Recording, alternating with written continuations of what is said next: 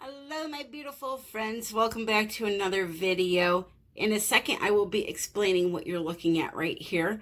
But I first want to talk about these. I'm getting a lot of emails asking, I've bought primary elements.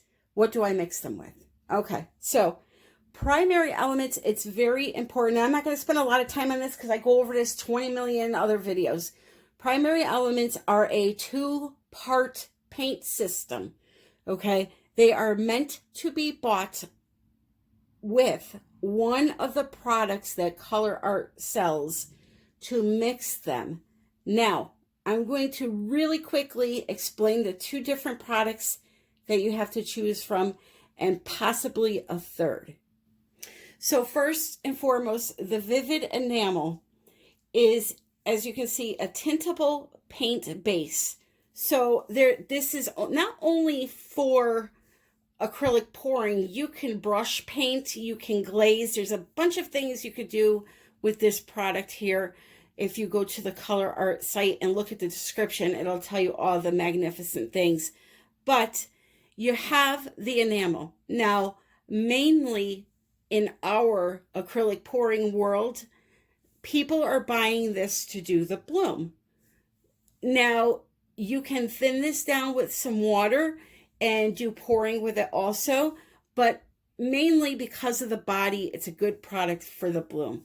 So that's one of the products that goes along with primary elements. The second product would be Polypore. Now, Polypore was created for pouring.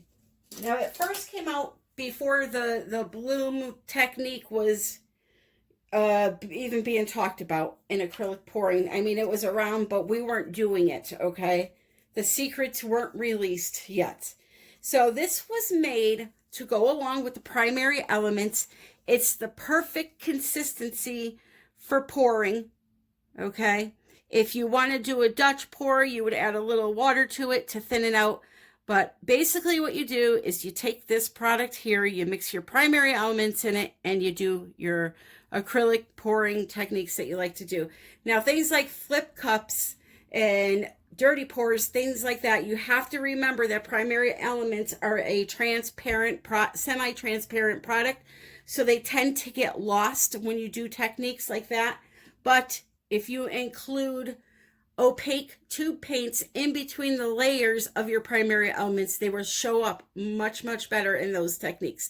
So this is, like I said, was originally created for just the acrylic pouring techniques, but it has now been discovered, and that bloom you saw in the beginning, that was made with Polypore, some white paint.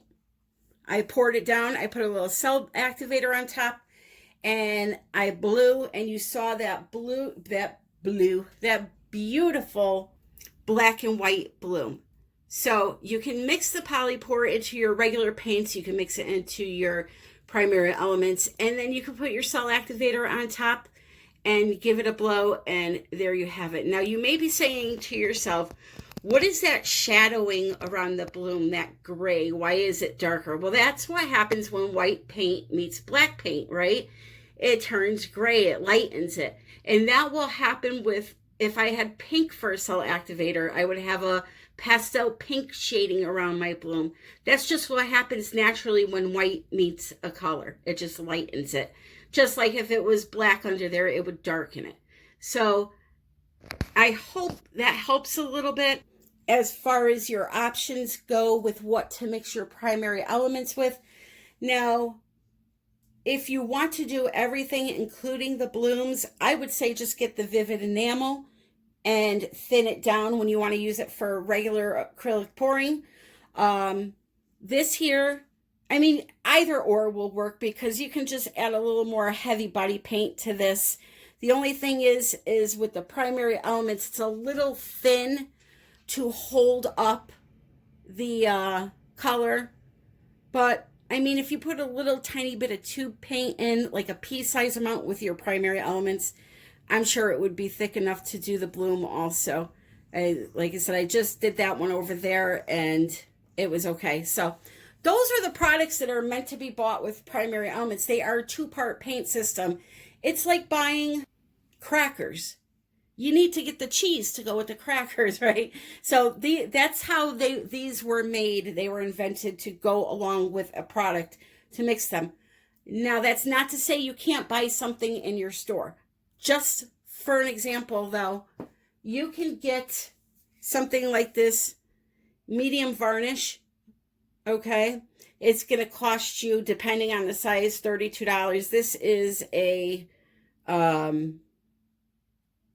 what is this? I don't know. It's not a, no, it's not 16 ounces, whatever. It's 473 milliliters. Usually they have the ounces on there. This would be about $17, okay? But when you do the polypore or the enamel with my coupon, it brings it down to the same price. Now, this is 32 ounces. It brings it down actually less than what 32 ounces of this would cost.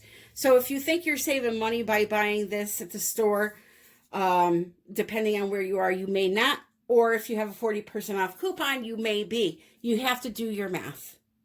But you can use something like this that is, it says on the back, either 100% made with a 100% polymer dispersion or an acrylic binder.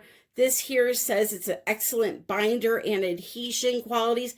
What you're looking for is something that is a binder, because primary elements are a dry pigment, and when it dries, if you don't have the correct binders in there, they're gonna rub off of the canvas. They're not gonna stay.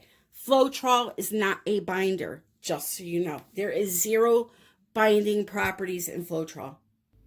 Why do people use Floetrol in their paintings? Their paint themselves have binder in it, so that will help the paint. Now I'm talking about tube paints, obviously. That helps the paint with the adhesion to the canvas. People like the effects they get out of Floetrol. They like the cell that it produces. But anyway, so now that I've explained those products to you, this is not the canvas I'm using, by the way. This is just a white background for me. I'm going to show you how I mix my paints for this swipe I'm going to do. Now, I would mix this paint exactly the same for the bloom technique. So pay attention if you're struggling on the bloom. So in this cup, I have, this is a 5-ounce cup, so there's about 2.5 ounces of Vivid Enamel. I do not measure, okay? Polycrylic. I'm going to take it, I'm going to pour in what I think will be enough to give me some type of effect. So I'm going to say that was about 3 tablespoons of polycrylic. Okay. Now, if it's too thick after this point, I add water. That's it. There's no measuring really for me, because let's say you don't want to make this much purple paint, because this is going to be one color. Let's say you want to make half that size. So you put just less of the enamel, a little less of the polycrylic.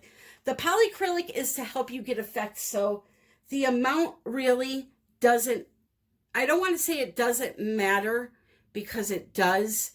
You have to have enough in there to make the effects, but you don't need to do equal amounts or anything like that. As long as it's in the product mixed through there, it's going to work for you. So now this is way too thick. So now I'll come in and I'll add a little bit of water, mix it up.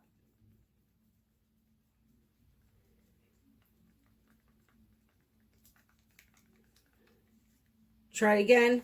Way too thick still. You want it to be thick, but not too thick. I think me showing you the consistency that I use will be more helpful than measurements at this point, because I've tried giving measurements in videos. I mean, I've tried showing all different ways, and you know, it's still hard for people. And, you know, it's hard for me too to help because I'm not there in the room with you to see what you're doing.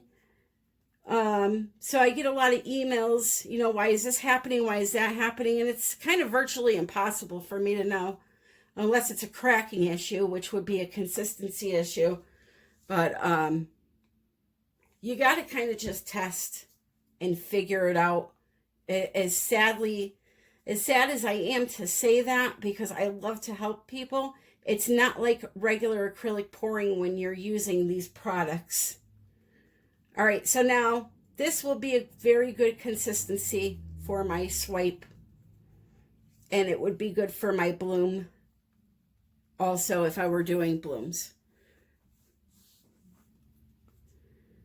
So it's flowing off the stick, it's leaving a mound, but it's instantly disappearing.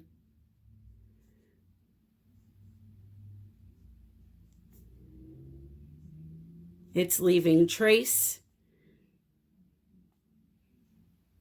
See, you could trace on the surface, but then it disappears. All right, so that is, now that's ready. That's ready. I can put my color in. I can even take this, I can make a big batch, separate it into little cups. Let's say we don't need all that purple. I could break this down into 2 or 3 colors. We'll go with 3. So now I just made enough for 3 colors. So the primary elements. How much powder? You don't need much. Now this is a color called Bougainvillea.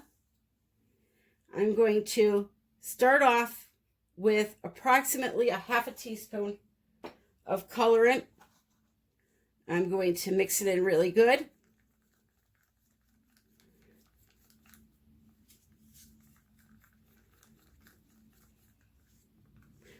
Sometimes you'll see that the pigment is not broken up yet. You could just let it sit in here for a couple of minutes and then it will mix it again and it will dissolve. Just got to give it a minute to work. So I'm going to add a little bit more.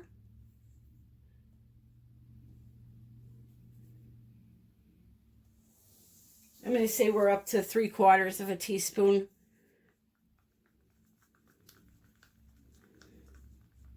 And now it's perfect. So we had 2 ounces approximately of fluid to a teaspoon of the primary elements. And I will show you this color. Now I'm going to mix all of my colors, including my 2 paints, the same exact way. This is called Bougainvillea. Very pretty color. For the tube paints, here is some Luminous Violet by Holbein, my favorite paint line in the whole world. I would say a blueberry size amount of paint. And you're good to go.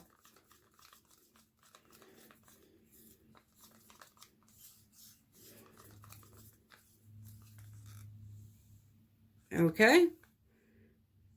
Consistency, same as the other one. Now, if you were using a paint that was heavier, you would have to add a little bit of water to get it to match the other ones. But that's pretty much the gist of it. Okay, so we have a really fun palette for today's swipe. I'm going for a floral theme. Next up, I'm going to show you the colors, and then we are going to do some swiping.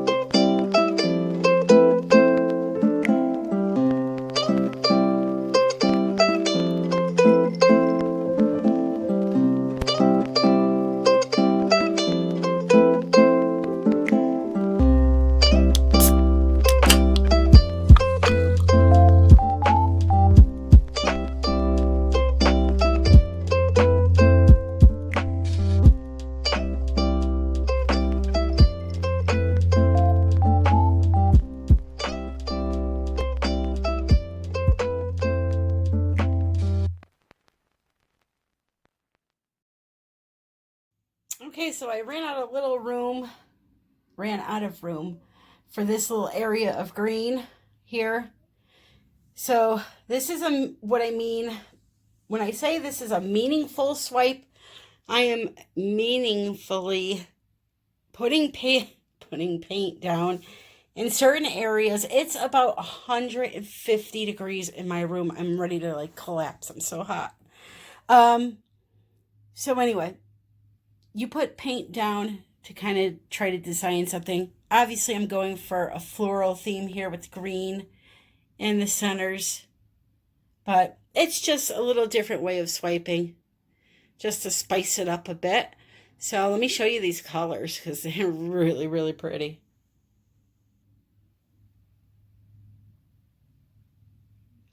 If you enjoyed the video, my friend, please click like. Please subscribe if you aren't already. It's right next to the title of the video. The word subscribe, you just click on that word there, and yeah. Make sure you click the bell too to receive notifications. By the way, YouTube is, or is it Google, is no longer giving notifications for video releases. So make sure you are subscribed on YouTube and you have the subscription bell on to all, so you get notified of the videos, because if you are counting on Google to inform you, that is done. They quit that, so woe is me. Wah. Don't forget to check out the description. If you're interested in any of the art that you saw at the beginning of the video, just send me an email, artbytammy@yahoo.com. That is all available for purchase.